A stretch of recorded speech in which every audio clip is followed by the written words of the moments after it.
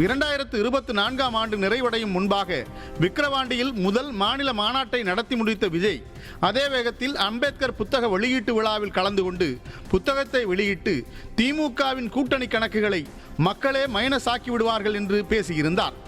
கட்சி தொடங்கிய பின் விஜய் களத்திற்கே வரவில்லை என்ற விமர்சனம் எழுந்த நேரத்தில் கடந்த ஜனவரியில் காஞ்சிபுரம் மாவட்டம் பரந்தூரில் புதிய விமான நிலையம் அமைப்பதற்கு எதிர்ப்பு தெரிவித்து போராட்டம் நடத்திய விவசாயிகளுக்கு ஆதரவாக போராட்டத்தில் பங்கேற்றார்.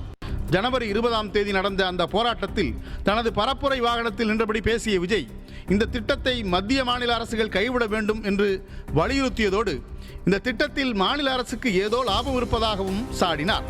பரந்தூர் விவசாயிகளின் பாதம் தொட்டு தனது மக்கள் சந்திப்பு பயணம் தொடங்குவதாகவும் பேசினார்.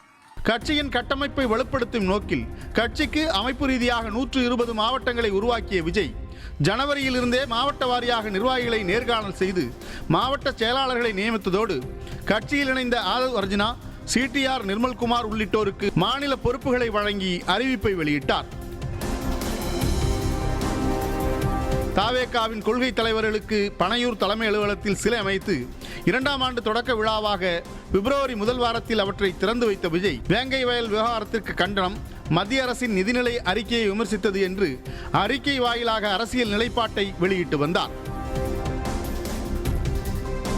தாவேகாவின் 2ஆம் ஆண்டு தொடக்க விழா மாமல்லபுரத்தில் நடந்த நிலையில் முன்னாள் தேர்தல் வியூக வகுப்பாளரும் ஜன்சுராஜ் கட்சியின் நிறுவனருமான பிரசாந்த் கிஷோர் அந்த மேடையில் விஜயோடு PK கைகோர்த்த சம்பவம் தமிழக அரசியலில் பரபரப்பாக பேசப்பட்டது.